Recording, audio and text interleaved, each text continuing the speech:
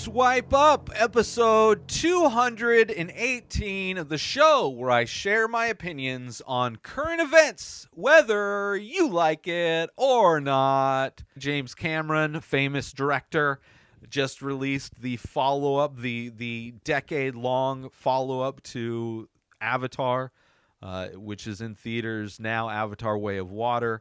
And this movie that this article is talking about is Titanic, the one of many blockbusters that James Cameron is responsible for, and a movie that has had a bit of controversy, I would say, ever since it came out in the late 90s. The controversy being the end scene of Titanic, where Rose is on a door floating in the ocean after the Titanic sank, and not sharing the door with Jack.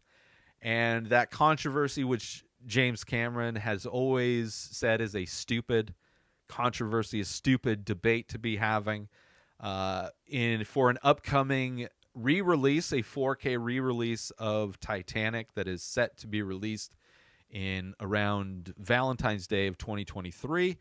There's going to be a documentary that accompanies that release, and in that documentary, James Cameron, despite calling the controversy ridiculous, did a scientific experiment to prove that Jack could not have survived on that floating door with Rose. And that means that what happened in the movie is scientifically accurate. He did a scientific study, put sensors on 2 stunt people in icy water, and to prove that what he did in the movie is correct. My issue with that, while it may be scientifically proven, my issue, as I'm sure I would assume most people's issue who believe that the controversy of Rose not sharing that floating lifesaver with Jack is not necessarily disproven by the scientific experiment that James Cameron did. The issue is that they didn't even try. They didn't even attempt. Jack just stayed in the water, and Rose just stayed on the floating door, and she survived. The big issue isn't whether it would have worked or not worked. The big issue is that they didn't even attempt to make it work. I think that's the major issue, that they were both content. Jack didn't do scientific studies to see if 2 people could survive. Rose didn't do any scientific studies. There was no scientist floating by as part of the crew of the Titanic that's like, hey, only one of you could survive on that. I'm a scientist. I know. So despite the fact that James Cameron has come out, gone through all this work to prove that he's right, like clearly James Cameron, despite being very good at making money with movies, like he makes movies that bring in a ton of money, right? Very popular blockbusters, whether it's the sequel to Aliens, whether it's the sequel to Terminator 2, whether it's Titanic, whether it's Avatar. Everything James Cameron makes is a gold mine. And I think that, good for him. I don't regard him as my favorite director. I think he's definitely tapped into what humanity wants to see and will spend money on, right? Which is having interesting characters in big spectacle movies. I mean, whether it's the sequel to Terminator or the sequel to Alien, he turned what was a horror sci-fi movie into an action movie in both of those cases, which, is definitely changes the vibe of those franchises, but clearly was something that tapped into the wallets of the people.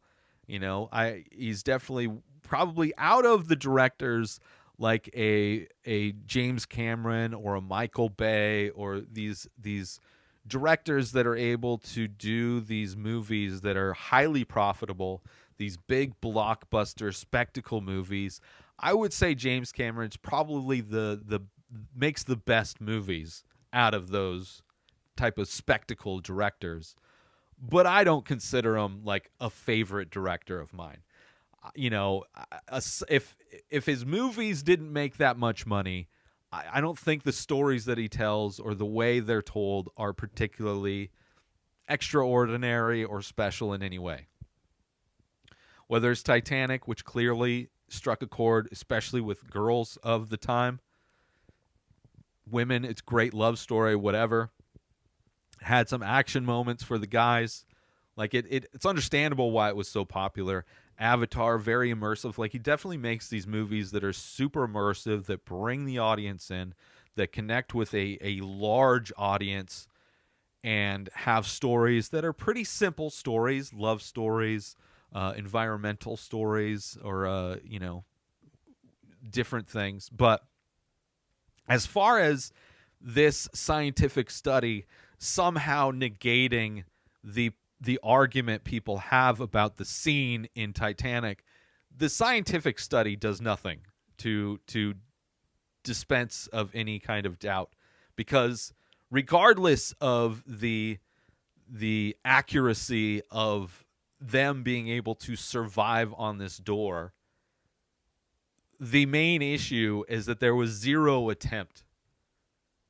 Right? I think a lot of people assume they could have survived, but the fact that they didn't even try is the big issue.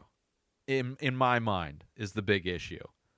Okay, yes, it looks like they could survive, right? All they would have had to do to prove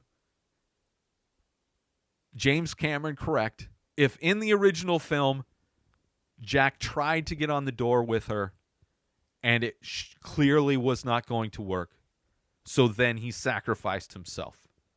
Does not happen. I believe it doesn't happen. I haven't seen this movie in 20 years, so I am kind of going off a very old memory of this, but I believe there is no attempt. Because even if there was an attempt in the movie, I don't think the argument ever would have existed, right? Because you would have seen, whether it's scientifically correct or not, at least you would have seen that attempt in the movie for them to share that door as a way to survive. But the attempt never happened.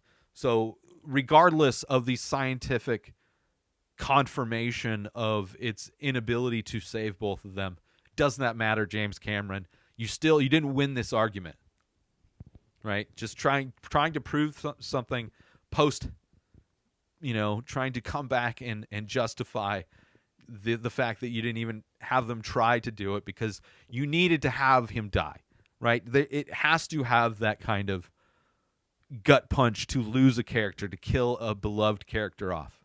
That's the whole reason he died.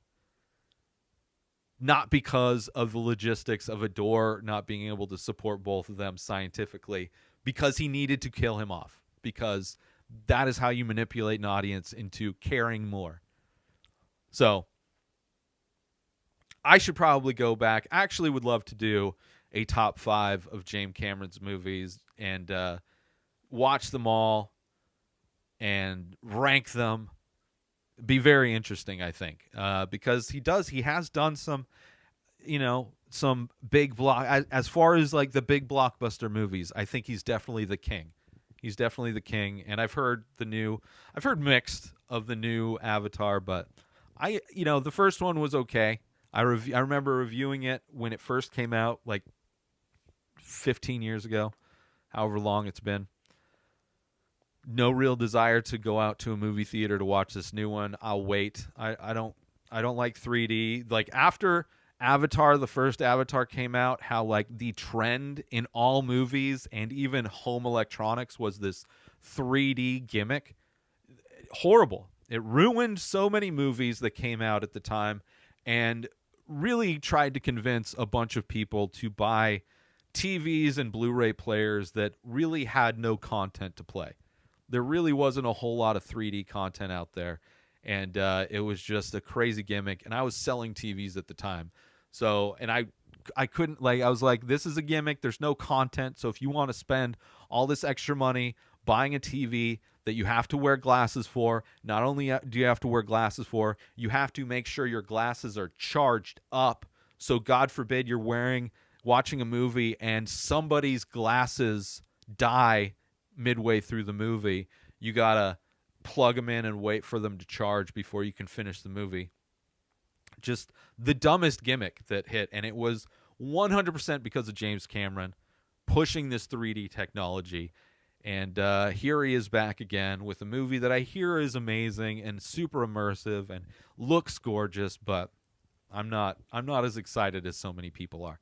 But anyway, good for the scientific effort, and it doesn't prove anything. It doesn't prove. It should have. They should have tried. That's all they had to do. There wouldn't even be an argument if in the movie he had them try to share and then it doesn't work. But they didn't do that. I believe. I could be completely wrong. Anyway. New episodes of The Ray Taylor Show come out every single day. Subscribe on YouTube and everywhere our podcasts are found. Binge the full week over at inspireddisorder.com/plus. Buy Ray Taylor Show merch over at inspireddisorder.com. Have a wonderful day, everybody. Peace out! Today is the day where you wake up and you realize that everything that you've been dreaming about, everything that you've been wanting, every goal and wish and hope that you've ever had can become real. Dreams can come true. What you manifest in your mind, you can bring to reality.